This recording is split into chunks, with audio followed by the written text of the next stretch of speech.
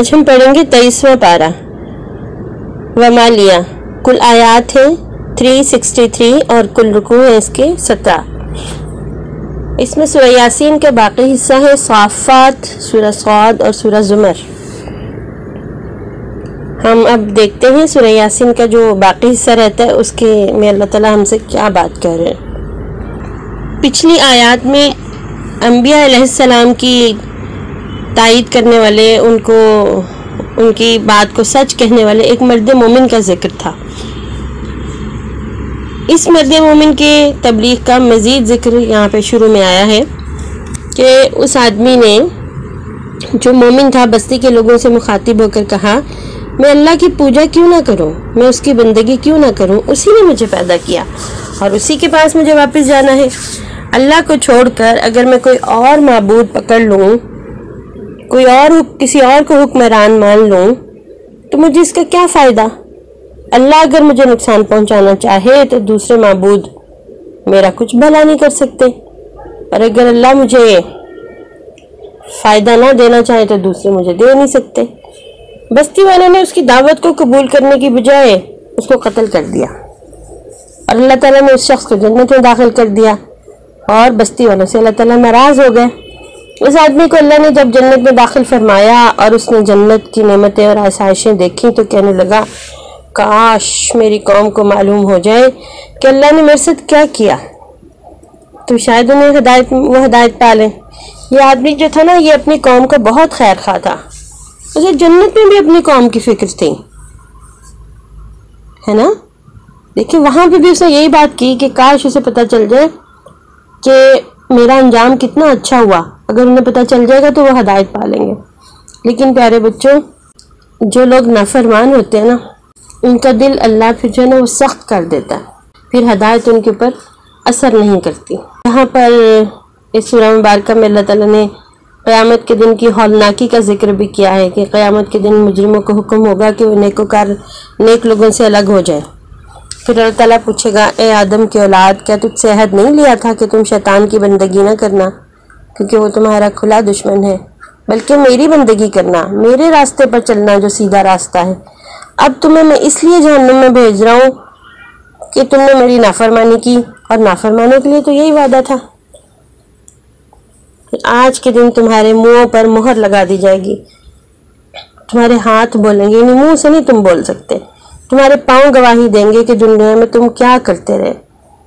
اس کے بعد اللہ تعالیٰ نے فرمایا، جیسے ہی انہوں نے ہماری آیات سے آنکھیں بند کر لیں، اگر ہم چاہیں تو دنیا میں ان کی سزا کے طور پر انہیں اندھا کر دیں، انہیں ادھر ادھر جانے کا راستہ بھی نہ نظر آئے. جس طرح یہ لوگ شیطانی راستوں سے ہٹ کر اللہ کے راستے پر نہیں چلنا چاہتے نا، تو ہم اس بات پر قادر ہیں کہ ان کی شکلیں بگاڑ کے، ان کے ہاتھ پاؤں توڑ کے انہیں چلنے پھرنے کے قابل ہی نہ رہنے دیں، یہ کسی ضرورت کے لیے اپنی جگہ سے ہل ہی نہ سکیں.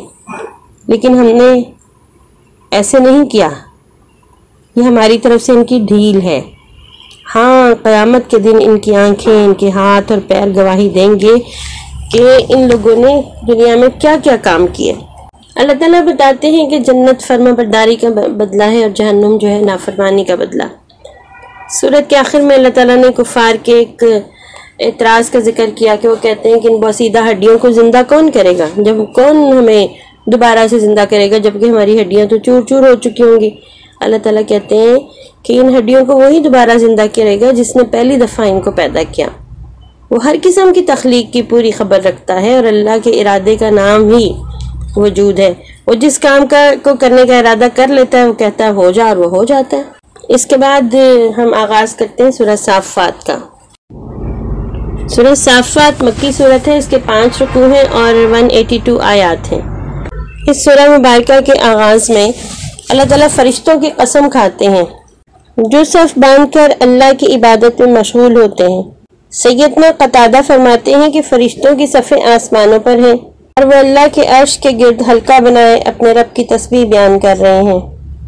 پھر ڈانٹنے والے فرشتوں کے ذکر ہے جو شیطانوں کو بھی ڈانٹتے ہیں اور اللہ کے نافرمان لوگوں کی روح کو موت کے وقت جب ان کے جسم سے نکالتے ہیں تو اس وقت بھی ڈانٹتے ہیں. پھر تلاوت کرنے والے فرشتوں کا بھی ذکر ہے. حضرت ابو ہریرہ نے بتایا کہ رسول اللہ صلی اللہ علیہ وسلم نے فرمایا، اللہ کے کچھ فرشتے ایسے ہیں جو اللہ کا ذکر کرنے والوں کے راستے تلاش میں رہتے ہیں۔ جو لوگ اللہ کا ذکر کرنے بیٹھتے ہیں فرشتے انہیں گھیر لیتے ہیں اور ان پر اللہ کی رحمت چھا جاتی ہے۔ اس کے علاوہ اللہ کے نبی صلی اللہ علیہ وسلم نے بتایا کہ فرشتے جو ہے وہ اللہ کے ذکر کی تلاوت کرتے ہیں، قرآن مجید کی تلاوت کرتے ہیں اور پیغمبروں پر وحی اتارتے وقت بھی تلاوت کرتے ہیں۔ یہاں پھر اللہ تعالیٰ اپنا تعارف کرواتے ہیں، ان الہکم لواحد، بے شک تمہارا معبود یقیناً ایک ہے۔ یہ وہ معبود ہے جس نے جو زمین و آسمان کا بھی رب ہے اور جو کچھ ان کے درمیان میں ہے اور سارے مشرقوں کا رب ہے۔ اس سورہ مبارکہ میں اللہ تعالیٰ نے ستاروں کو پیدا کرنے کے مقاصد واضح کیے ہیں کہ اللہ نے ان ستاروں کے ذریعے دنیا کے آسمان کو سجایا اور ان میں سے بعض ستاروں کو اللہ تعالیٰ آسمان کی خبریں چوری کرنے والے شیاطین کو مارنے کے لیے بھی استعمال کرتے ہیں۔ یہ سورج جو ہے وہ موت کے بعد اٹھنے اور دوبارہ زندہ ہونے یعنی اور حساب کتاب کرنے کے متعلق بھی ہمیں بتاتی ہے۔ جو مشرک لوگ تھے نا وہ کہتے تھے لوگ کیا ہم اٹھائے جائیں گے، یہ کیسے ہو سکتا ہے، جب ہم ایک دفعہ مر جائیں گے ہماری ہڈیاں بھی چورا چورا ہو جائیں گی تو پھر کہاں ہم زندہ ہوں گے۔ تو اللہ تعالیٰ کہتے ہیں کچھ مشکل نہیں، جب تیسری بار سود پھونکا جائے گا تو سب اپنی قبروں سے اٹھ کر میدان حشر میں جمع ہوں گے اور اس وقت انہیں پھر شرمندگی ہوگی کہ اچھا یہ وہ دن ہے جس کا ہم مذاق اڑایا کرتے تھے۔ پھر اللہ تعالیٰ کہتے ہیں ان کو دوزخ میں ڈال دیا جائے گا، استغفر اللہ۔ وہاں پر ہی اپنی بربادی کا باعث ایک دوسرے کو قرار دیں گے، کہیں گے اس نے مجھے کہا تھا اس لیے میں نے ایسے کیا، میں تو اس کے کہنے پہ ایسے کیا تھا۔ یعنی اللہ کہتے ہیں یہ ایک دوسرے کا قصور نکالیں گے لیکن اس کا انہیں کوئی فائدہ نہیں ہوگا، جلیں گے یہ جہنم میں۔ استغفر اللہ ربی من کل ذنب واتوب الیہ۔ اس کے بعد اللہ تعالیٰ نے جنتیوں کی بات چیت کا ذکر کیا کہ جب جنتی لوگ نعمتوں میں ہوں گے، بہت خوش باش مزے کر رہے ہوں گے تو اپنے ماضی کو یاد کریں گے۔ ان میں سے ایک کہے گا میرا ایک دوست ہوا کرتا تھا، مجھے بڑی عجیب بات کرتا تھا، کہتا تھا کیا تمہاری ہڈیاں جو ہیں ٹوٹی پھوٹی، کیا اس سے کوئی اللہ تمہیں زندہ کرے گا، یہ باتیں نہیں میری سمجھ میں آتی۔ پھر وہ اپنے جنتی دوستوں سے کہے گا آؤ میں تمہیں اس کا انجام دکھاؤں۔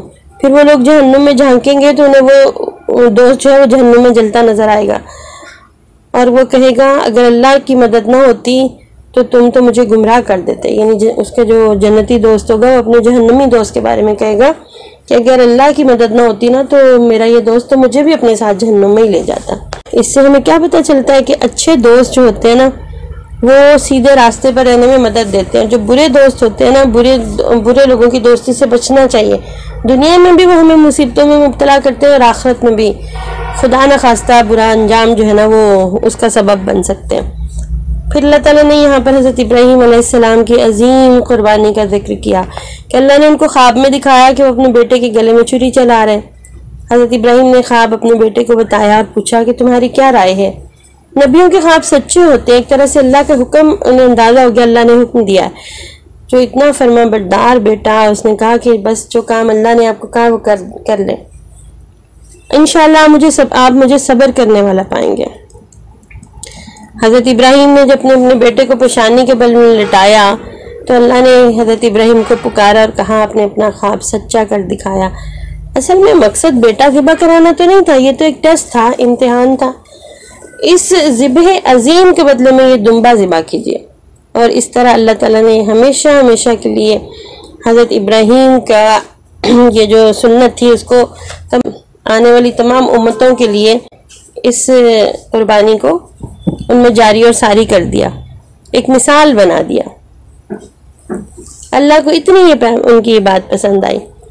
اب ہم جب بھی قربانی کرتے ہیں تو حضرت ابراہیم علیہ السلام کے اس ذبح عظیم کی یاد میں قربانی کرتے ہیں۔ اسی صورت میں حضرت یونس علیہ السلام کا ذکر ہے کہ وہ رسولوں میں سے تھے اور اللہ تعالیٰ نے ان کو 1,00,000 افراد کی طرف بھیجا تھا۔ جب حضرت یونس کو مچھلی نے نگل لیا تو انہوں نے مچھلی کے پیٹ میں کثرت سے اللہ کی تسبیح بیان کی، جس کی برکت سے اللہ نے انہیں بڑی مصیبت سے نجات دے دی۔ اس کا مطلب یہ ہوا کہ اگر ہم کسی مشکل میں اور مصیبت میں پھنس جائیں تو ہمیں اللہ کی تسبیح بیان کرنی چاہیے اور اس سے اپنے گناہوں کی معافی مانگنی چاہیے تاکہ ہم اس مصیبت سے نکل آئیں۔ پھر حضرت الیاس کا اللہ کا ذکر ہے جن کو اللہ نے مبعوث کیا اور وہ بال نامی بت کی پوجا کرنے والے لوگوں کی طرف بھیجے گئے تھے۔ حضرت الیاس نے ان کو منع کیا اور ایک اللہ کی بندگی کرنے کی دعوت دی۔ لیکن سوائے چند لوگوں نے کہ کسی نے ان کی بات نہیں مانی۔ اس کے بعد اللہ نے مشرکین کی اس بات کی بھی تردید کی ہے کہ فرشتے اللہ کی بیٹیاں ہیں، جبکہ اللہ کی کوئی اولاد ہی نہیں، اللہ تعالیٰ تو اس سے پاک ہے، نعوذ باللہ۔ ارشاد ہوا کہ اللہ کی ذات پاک ہے ان عیبوں سے جو مشرک اس سے جوڑتے ہیں۔ اللہ کا سلام ہو رسولوں پر، اور سب تعریف اللہ کے لیے جو دونوں جہان کا پروردگار ہے۔ اس کے بعد سورہ صاد ہے، جس میں اللہ نے مشرکوں کے اس اعتراض کا ذکر کیا جو انہوں نے پیارے نبی صلی اللہ علیہ وسلم کی دعوت پر لگایا۔ وہ کہتے تھے کہ ایک اللہ کی عبادت ہم کریں اور باقی سارے معبودوں کو نہ مانیں، یہ کیسے ہو سکتا ہے؟ اکیلا اللہ سارے کام کیسے کر سکتا ہے؟ اللہ تعالیٰ فرماتے ہیں یہ اعتراض انہوں نے کیسے کر لیا؟ کہ ان پر وحی آئی ہے، یہ انہوں نے آسمان میں سیڑھی لگا لی ہے اور اوپر چڑھ کے دیکھا کہ اللہ کے سوا کوئی اور کام کرنے والا ہے۔ کافروں کی اس جاہلانہ سوچ کا جواب دینے کے لیے اللہ نے پرانی قوموں کا پھر سے ذکر کیا۔ یہاں پر حضرت داؤد علیہ السلام کی حکمت اور قوت بیان کا ذکر ہے۔ آپ کو پتہ ہے حضرت داؤد کی آواز بہت خوبصورت تھی۔ پھر اللہ نے ان کے فرزند جناب حضرت سلیمان علیہ السلام کی دعا کا بھی ذکر کیا جو انہوں نے اپنے پروردگار سے کی، ایسی حکومت کی دعا مانگی جو ان کے بعد کسی دوسرے کو نصیب نہ ہو۔ یہ دعا اللہ تعالیٰ نے قبول فرما لی، اور پھر ان کو ایک ایسی سلطنت عطا ہوئی جس میں انہیں جانوروں، جنات، ہواؤں، پرندوں سب کا بادشاہ بنا دیا گیا۔ اللہ تعالیٰ نے آپ پر بہت زیادہ انعام کیے، لیکن ان تمام انعام و اکرام کے باوجود آپ نے رب کی بندگی میں، آپ اس کی عبادت میں مشغول رہے، اس کا شکر کرتے رہے اور اپنی ساری کی ساری توانائیاں اللہ کا پیغام دوسرے لوگوں تک پہنچانے میں استعمال کرتے رہے۔ جب بھی آپ کو پتہ چلتا کہیں پر اللہ کی ذات کے ساتھ شرک ہو رہا ہے تو آپ اس مقام پر پہنچتے، وہاں جاتے اور لوگوں کو بتاتے کہ اللہ تو صرف ایک ہے۔ اسی طرح آپ کو پتہ ہے نا، سبا کی ایک ملکہ تھی جس کا نام تھا بلقیس، وہاں کے لوگ بھی تو اللہ کو چھوڑ کر سورج کی پر پوجا کرتے تھے۔ آپ نے حضرت سلیمان علیہ السلام نے ملکہ بلقیس کو اپنے دربار میں حاضر کر کے توحید کی دعوت دی تو انہوں نے اس کو قبول کر لیا۔ اسی صورت میں حضرت ایوب علیہ السلام کی بیماری کا بھی ذکر ہے اور شفا کا بھی۔ حضرت ایوب بہت لمبے عرصے بیمار رہے، اس بیماری نے آپ کو بہت تکلیف دی، بہت بے بس کر دیا، تو آپ نے دعا کی، اے میرے پروردگار، شیطان مجھے تکلیف دے رہا ہے، آپ مجھ پر رحم فرمائیں۔ رب انی مسنی الضر وانت ارحم الراحمین۔ اللہ نے ان کی تمام تکلیفوں کو دور فرما دیا، ان کی دعا قبول کر لی۔ اس صورت میں اس کے بعد کچھ اور انبیاء اکرام کا بھی ذکر ہے، جیسے حضرت ابراہیم علیہ السلام، حضرت اسماعیل، حضرت یعقوب، حضرت ذوالکفل علیہ السلام۔ اس کے بعد اللہ تعالیٰ نے ایک اور واقعہ بھی تھوڑا سا یاد کرایا ہے، حضرت آدم اور ابلیس کا قصہ، تاکہ ہمیں یاد رہے کہ شیطان ہمارا سب سے بڑا دشمن ہے۔ اور پیارے نبی صلی اللہ علیہ وسلم کی دعوت کے بارے میں بھی ہمیں بتایا کہ وہ تو آپ سے کوئی صلہ نہیں مانگتے اور نہ ہی وہ اللہ کے نافرمان ہیں، اور یہ کہا کہ پیارے نبی جو سچی دعوت لے کر آئے ہیں اس کو قبول کریں۔ قرآن مجید جو ہے وہ تو علم والوں کے لیے نصیحت ہے، جو مانیں گے اور جو نہیں مانیں گے ان سب کو قیامت کے دن یہ بات پتہ چل جائے گی کہ اصل میں اللہ کی طرف سے آنے والی بات، اللہ کا پیغام سب سے بڑا سچ ہے۔ اس کے بعد آغاز ہوتا ہے سورہ زمر کا۔ یہ مکی صورت ہے، اس کی 75 یعنی 75 آیات ہیں اور 8 رکوع ہیں۔ اللہ تعالیٰ اس سورہ مبارکہ میں پیارے نبی صلی اللہ علیہ وسلم سے فرماتے ہیں کہ اللہ نے آپ کے اوپر حق کے ساتھ کتاب نازل کی ہے، آپ مخلص ہو کر اللہ کی عبادت کریں۔ پھر یہ بھی بتایا کہ بہت سارے لوگ اللہ کے علاوہ مددگار تلاش کرتے ہیں اور کہتے ہیں ہم اس لیے ان کی پوجا کر رہے ہیں کہ یہ ہمیں رب کے قریب کر دیں گے۔ خدا کے، اللہ کے قریب ہونے کے لیے کسی انسان کی پوجا بالکل درست نہیں، نہ کسی بت کی پوجا درست ہے، یا اللہ کے علاوہ کوئی اور مددگار تلاش کرنا درست نہیں ہے۔ پھر اللہ تعالیٰ ہمیں یہ بھی بتاتا ہے کہ دین کو اس کے لیے خالص کر لو، اس میں کسی طرح کی ملاوٹ نہ کرو۔ اللہ کے سوا نہ کسی اور مددگار کی ضرورت ہے، اسلام کے علاوہ نہ کسی اور دین کی۔ جو دین اللہ نے دیا اس کو سچا اور خالص بنا کر مانو، اس میں کسی اور چیز کی ملاوٹ، اپنی مرضی سے ملاوٹ مت کرو۔ اللہ تعالیٰ فرماتے ہیں کہ اختلافات کا فیصلہ، جھگڑوں کا فیصلہ وہ خود کر دیں گے، اور ساتھ یہ کہ جھوٹ بولنے والے جو لوگ ہیں ان کو ہدایت نہیں ملتی۔ پھر ارشاد ہوا کہ اللہ تعالیٰ نے انسان کو 3 اندھیروں سے پیدا کیا، اور یہ بھی بتایا کہ ان لوگوں کے لیے نقصان ہے جن کو اصل میں آخرت میں نقصان ہوا۔ دنیا کا نقصان تو کوئی نقصان ہی نہیں ہے، جن لوگوں کو آخرت میں نقصان ہوا انہیں آگ کا عذاب سہنا پڑے گا، اور ان کے لیے ان کے مقابلے میں جنتیوں کو ایسے گھر ملنے والے ہیں جن کے نیچے نہریں بہتی ہوں گی۔ یہ اللہ کا وعدہ ہے، اور اللہ کا وعدہ سب سے سچا ہے۔ پھر یہ بھی بتایا کہ اللہ تعالیٰ نے جس شخص کے سینے کو اسلام کے لیے کھول دیا وہ اپنے رب کی طرف سے روشنی پر ہے، اور وہ لوگ بڑے بد نصیب ہیں جو کھلی گمراہی میں ہیں، جنہوں نے اسلام کے علاوہ کسی اور طریقہ زندگی کو اختیار کیا۔ پھر اللہ تعالیٰ بتاتے ہیں کہ اللہ نے جو بات تمہارے لیے وحی کے ذریعے نازل کی وہ بہترین بات ہے، اس میں وہ باتیں بار بار دہراتے ہیں تاکہ جو اللہ سے ڈرنے والے لوگ ہیں وہ نصیحت حاصل کریں اور ان کے دل اللہ کی طرف متوجہ ہو جائیں۔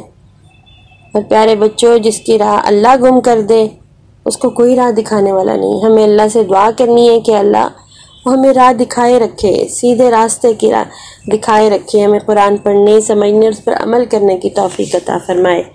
آمین ثم آمین۔